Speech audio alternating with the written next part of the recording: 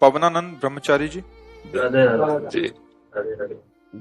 महाराज जी, सदगुरुदेव की कृपा से 12 वर्ष पूर्व हनुमान जी की सेवा का सौभाग्य और साधु जीवन मिला। अपने इष्ट में अपना अनुराग अनुरक्ति कैसे बढ़े, वह साधु जीवन में अपने ब्रह्मचार्य जीवन को कैसे भक्ति से पुष्ट करें? पहली बात तो इष्ट का अनुराग प्राप्त करने के लिए तो आप अपने इष्ट हनुमान जी माने, तो सिया राम जी का जस सुनाओ उनको।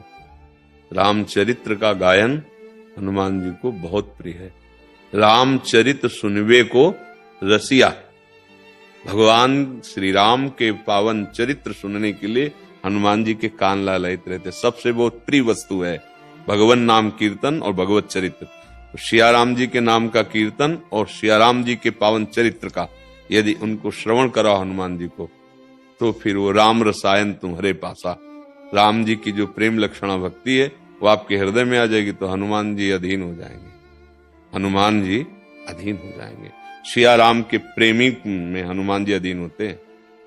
अगर सिया राम से प्रेम नहीं तो तुम जो साधन करे उसका फल दे देंगे, वो प्रेम वाली बात नहीं रहेगी। आपने कहा इष्ट का अनुराग, अनुराग का मतलब होता है प्रभु को बांध लेना। ये सिया राम जी का चरित्र, सिद्धि प्रकरण में मत पहुंच जाना, नहीं तो फिर उसमें अमंगल की भी जगह रह जाती है। हाँ, और दूसरी बात ब्रह्मचर्य की बात, तो ब्रह्मचर्य के लिए हमारा पहले संकल्प होना चाहिए। ऐसा संकल्प जो प्राण भले चले जाएं पर हम संकल्प नहीं तोड़े। जीवन में हम किसी भी प्रक्रिया के द्वारा अपने ब्रह्मचर्य को नष्ट नहीं करेंगे। अब उसकी सावधानियां, खान पान का, देखने सुनने का, मिलने जुलने का, इस पर सावधानी रखें। अगर हमारे नेत्र चंचल रहेंगे, कुछ भी देखेंगे, कान चंचल रहेंगे, कुछ भी सुनेंगे, मन चंचल रहेगा, कुछ भी सोचेगा, तो कुछ करो या ना करो, ब्रह्मचर्य नहीं रह सकते। क्योंकि एक नाड़ी है अंदर, मनोवाह नाड़ी उसे कहते हैं, जहां आपका चिंतन कामासक्त हुआ वो गर्म हुई, तो जैसे मंथन करके दूध से घी अपने आप निकल लिया जाता है, उसमें समाया हुआ है। ऐसे कहीं पूरे शरीर में ब्रह्मचर्य की कोई थैली थोड़ी, जैसे पित्त की थैली, ऐसे ऐसे नहीं, पूरे रक्त में वो समाहित है। वो मनोवाह नाड़ी समझो मथानी, जे ही आपका गलत चिंतन हुआ वो गर्म हुई और अपनी प्रक्रिया शुरू कर दी। अब आप कोई क्रिया करो या ना करो, आप ब्रह्मचर्य आपका क्षीण हो जाएगा किसी भी हेतु से, कभी भी वो आप, उसके लिए चिंतन भी गलत नहीं होना चाहिए शुद्ध ब्रह्मचर्य के लिए।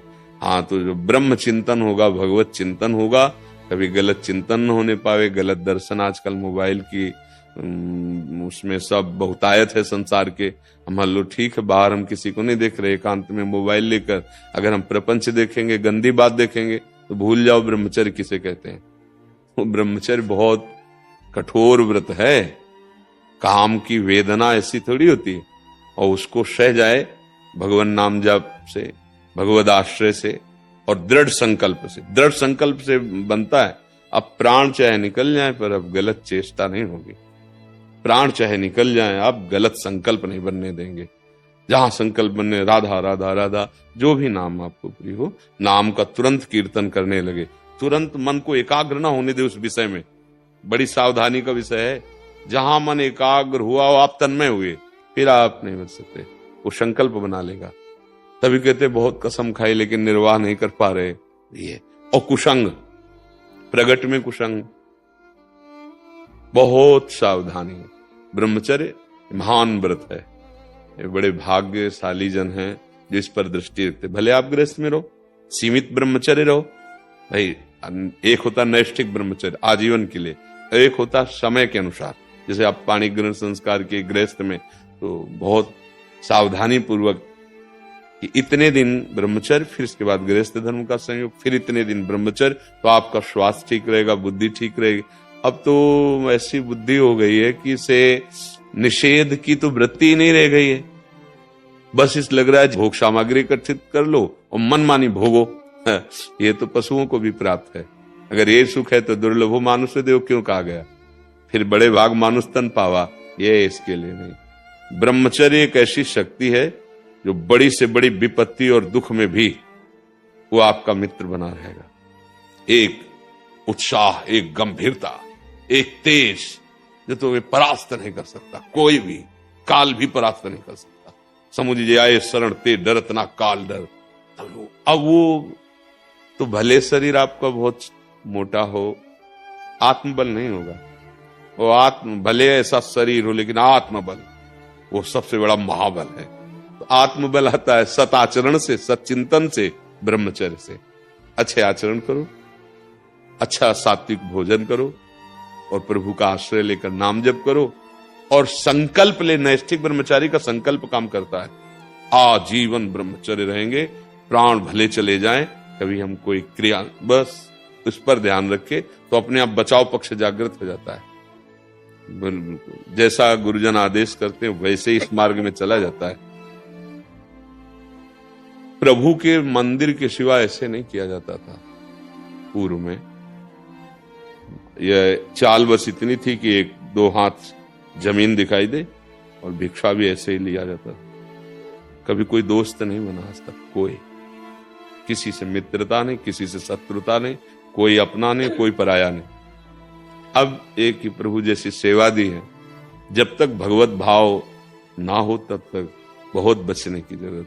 भगवत भाव हो जाए तो कोई भ्रष्ट नहीं कर सकता, क्योंकि जैसे देवताओं के मंगल के लिए भगवान ने समुद्र मंथन कराया था, जब अमृत कलश निकला तो दैत्य अपहरण कर लिए गए।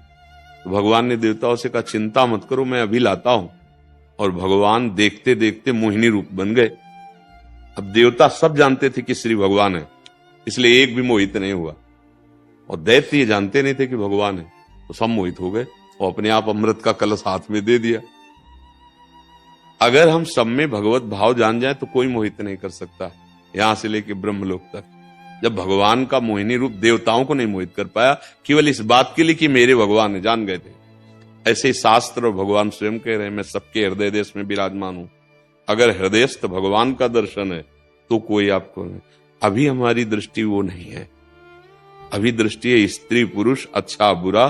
तो हमें अपनी दृष्टि बचानी है, हमारे कान बचने चाहिए। अगर गंदी बातें सुनेंगे, गंदे लोगों का संग करेंगे, गंदा आहार करेंगे तो ब्रह्मचर्य सवाल ही नहीं उठता। ब्रह्मचर्य के लिए बिल्कुल जैसे साधना में तपस्वी अपनी तपस्या को सुरक्षित रखता है, ऐसे ब्रह्मचर्य महान तप है। ब्रह्मचर्य एक महान व्रत है और बड़ी भगवान की कृपा है जो आप नैष्ठिक ब्रह्मचर्य धारण करना चाहते हैं। तो आप कई बजे जगते हैं? आप जगते कई बजे? महाराज जी सुबह प्रातः 4:30-5 बजे करना। नहीं, ये ब्रह्मचारी की दिनचर्या नहीं होती। जब आप विरक्त मार्ग के पथिक हो, बस 2 या 2:30 बजे तो जब हम निकलते हैं यहां से तो कम से कम 10,000 15,000 लोग खड़े होते 2 किलोमीटर में। अब आप सोचो, केवल वो एक बाबा जी को देखने के लिए 15,000 लोग खड़े और हम भगवत दर्शन करना चाहते हो। हम 4 बजे तक सोए, 5 बजे तक, तो हमारी क्या रहनी है, हमारी क्या दिनचर्या है?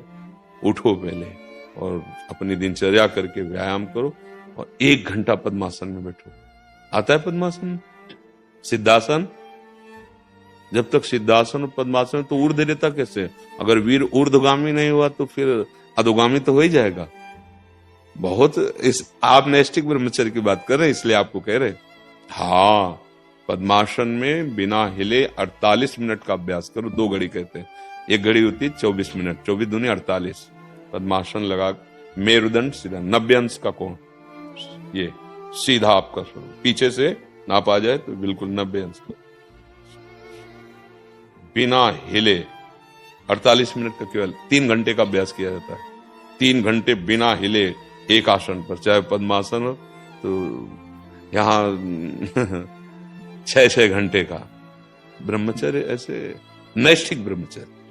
सिद्धासन चाहे योग की जो चित्र के साथ प्रकाशित होती है उसमें देख लीजिए, या फिर किसी योगी से, क्योंकि अब जैसे बैठे हैं उसमें से, और वो एकांत में आसन की प्रक्रिया है कि उसकी जो बाएं पैर की जो एड़ी है वो बीच में आना चाहिए, गुदा के आगे और उसके बीच में होनी चाहिए, और दाहिने पैर की जो एड़ी है वो यहां होनी चाहिए, नाभि के एकदम नीचे, और फिर सीधा एकदम। होश उड़ जाएंगे, ऐसे लगेगी कि नस नाड़ियां टूट गई है कोई, ऐसे तो तब उसके पूरे शरीर में जो गर्मी पैदा होती है, जो शक्ति पैदा होती है, उससे वीर ऊर्ध्वगामी होता है। और जिसका वीर ऊर्ध्वगामी हो गया वही अखंड ब्रह्मचारी कहा जाता है, नैष्टिक ब्रह्मचारी कहा जाता है। फिर ये स्वप्न दोष और ये सब नाना प्रकार की जो कुप्रवृत्तियां हैं, इनका प्रश्न ही नहीं उठता।